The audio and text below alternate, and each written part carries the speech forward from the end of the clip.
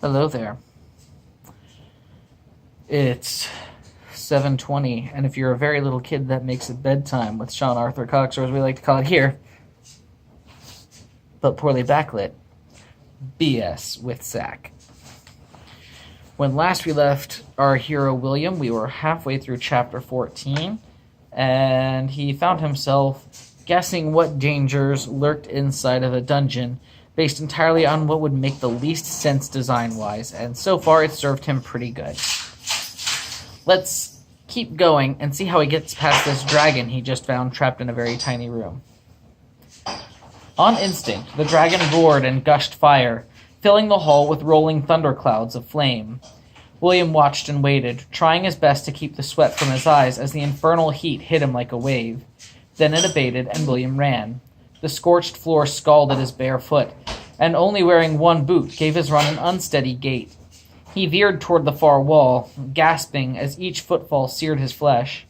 The dragon glared pure malice as he passed the doorway. The beast spat another gout of flame when it saw him, which caught his left foot and ignited the leg of his pants. William dove, tucking his legs in, and hit the floor, rolling to smother the blaze. Not having had time to take a full breath, the dragon's breath blew out no further, sparing the boy from any worse injury. His plan had worked. William surveyed the damage. One boot had transformed into a pile of ash on the floor. One pant leg now hung a couple inches shorter than the other. A blister or two on his left foot. It seemed he always injured his left foot, never the right. Was one leg luckier than the other? Or was it like the inside of his cheek, which he could go years without accidentally biting, but then managed to unintentionally chomp down on it a dozen times in a month? Regardless, he'd suffered nothing serious, and that counted as a win in his book. He wiped the sweat from his brow, breathed a sigh of relief, and closed the door on the menacing monster, nodding in self-satisfaction. He tried to figure out how they'd gotten the dragon in the room in the first place. The halls were too narrow, and the door itself was smaller still. A more logical solution, and thus less probable, was that the dragon had been brought in as a youngling, or perhaps an egg, and made to grow up in the room. That plan made sense. The designers must have done something else. Perhaps they somehow drugged the dragon and built the room around it? He shrugged and proceeded down the marble halls until he found another door. He jiggled the handle, unlocked. Treasure, unguarded, was his guess. Is in quotation marks. He drew his sword, though he knew he wouldn't need it, and pushed the door open. A room, a 10-foot cube, had marble walls, ceiling, floors, everything. He had to give the architects credit where credit was due. They may not be the most sensible of people, but at least one needn't worry about a clashing inconsistency of styles. In the center of the room, on a raised gold dais, lay a treasure chest, and nothing else. Unlocked, no trap, something amazing inside. He found boots, brown leather, and of decent quality. Perfect. He needed another set of shoes. How lucky could one man be? Sliding off his single remaining boot and placing it in his bottomless bag, he tried the new pair on. They were comfortable, and they fit well, which suggested they were magic. That, or the much more unlikely possibility that he and McFinn had the same shoe size. He took a stroll around the room and giggled at what he discovered. Despite the hard marble floors and solid wooden heels, his steps made no sound. No matter how much he stomped, kicked, or tap danced, they made not so much as a peep. They didn't even squeak or creak. He felt a twinge of sorrow for whatever day laborers or slaves had been forced to construct this senseless madhouse. The poor saps had to spend weeks, probably months, or even years carving an 11 by 11 by 11 room out of the mountain's innards, then upon completion being told to bring stone back in, slabs of marble which they not only had to lay on the floor easy, or stack to make walls, moderately difficult, but also the ceiling. And for what purpose might this magnificent room be constructed? To store necessary goods for those who would defend this tomb? To be the heavily guarded armory? Nah. To keep a single 2-foot by 3-foot treasure chest unlocked on a platform made of more gold than they and their children and their children's children and unto the 7th generation would ever earn. Why not just leave the boots at the cave entrance and be done with it if such were the precautions in place to protect it? The sheer stupidity made William cringe. He no longer felt bad about taking the riches hidden within the tomb's extravagant halls. If these were the efforts put in place to prevent theft, those dead guys had it coming. At the next door he came to, he removed his boots and made as much noise as he could, hacking at stone, kicking and throwing things, shouting at the top of his lungs. When he heard no reply, he decided that the room contained 2 goblins playing cards. They would have some sort of magic weapon in the room that neither of them would use if challenged. William put his quiet boots back on, kicked the wooden door in, and shouted, "I have you now!" Or, at least he tried. No luck. He kicked again and again. Maybe he didn't possess a heroic leg. Still, wanting a dramatic entrance, he cracked the door slightly and gave another kick. The door swung open with ease. "I have you now!" he shouted. The goblins nearly leapt completely across the small room, spilling chairs and drinks as their small forms flew toward the room's far corners. They drew their oversized daggers, gripped two-handed like swords. Unsteady as the goblins' nerves were, their swords shook and trembled. One sized William up, eyeing the boy from top to bottom. "They get smaller every year," the taller of the two muttered to the other. "I blame natural selection," said the second. "The biggest of them come in here and die. The oversized dead don't breed, leaving only smaller ones to propagate the species. In a few centuries, I bet we'll be taller than them." The first beamed at the prospect and found a new dose of courage, as though knowing William's descendants would be less tall somehow made the boy shorter now.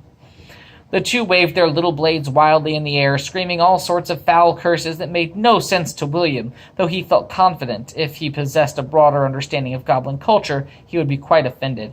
"Your brother was a little tooth," shouted one. "All your uncles are tree climbers," taunted the other. "Yeah, well, your fathers climbed trees too." The two goblins exchanged glances, silently weighing in on the quality of the insult. Their expression suggested maybe a 3 or 4 on a scale of 1 to 12. "All right, how about this?" William said, and brought his scimitar down hard on the table they'd been sitting at earlier. His blade cleaved the small wooden furniture in two with one fell stroke. The goblins quivered, but held fast to their courage and brandished their weapons in a manner that implied William should be a little more at their tips bleeding and a little less alive and on the other side of the room. He tried his fencer's stance, shuffling his feet back and forth, lunging with poor form. He hoped the illusion of skill would be enough to chase them off. He had limited success. The goblins, though never lowering their blades, inched their way along the perimeter of the room toward the door. What could he do to terrify these guys? He knew little about monsters, but a decent bit about wild animals. Loud noises didn't frighten them off like they did birds or rabbits. He remembered that, when dealing with bears, the trick was to look as big as possible. He eyed the table and suddenly wished he hadn't cut it in two. He could use the extra height. Instead, he kicked up the chairs and climbed on top of them, placing one foot on each. Then he raised his hands high over his head and flailed them about, slashing at the air above him. He growled and shouted and felt like a complete idiot. The goblins fled. "This isn't worth a half copper an hour," they screamed as they scampered off down the hall. William searched the room for the magic weapon he knew would be present. At the remnants of the table, he saw cards scattered on the floor. The shorter of the two had a triple flight of dragons, no match for the other goblin's full royal court. A number of gold coins lay on the floor, clearly the pot for their little game. Try as he might, he couldn't find a good reason for goblins complaining about being underpaid to have that much gold in their possession. Oh well, their loss. Not wanting anything to go to waste, he collected the gold in a small pouch lying nearby and hooked it to his belt.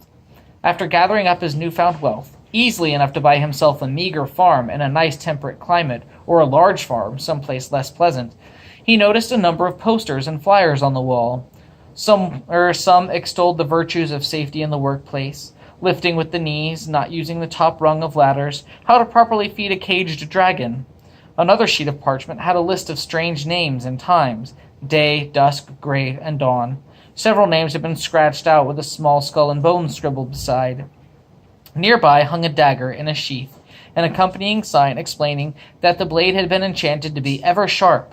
It could cut through armor and the soles of boots, yet still be sharp enough to slice tomatoes and cave slugs as thin as you please. It could cut through anything except its sheath, allowing for safe carrying on and off the job. The dagger, the note explained, was for the employee of the month, and to win it required a goblin to show up on time to all scheduled shifts, go above and beyond, anticipate the needs of the tomb, and survive to the end of the month. William took the blade down from the wall and stabbed at everything he could find. True to the poster's word, the blade seemed to cut through everything, though he felt mildly deceived when cutting through stone felt more like cutting through cold butter than warm butter. When he had quite finished playing with his new toy, he tucked the blade and sheath into his belt and continued down the corridor. For the next few halls, he found a few traps that had already been triggered. One involved a spinning log over a spiked pit, though what made it rotate endlessly he couldn't fathom. A series of bladed pendulums hung idly from the ceiling down a nearby hall. Another room had bloody goo on opposite walls, roughly the same shape. Scrapes along the floor suggested those two blots were once part of the same person, like some sort of squishing room.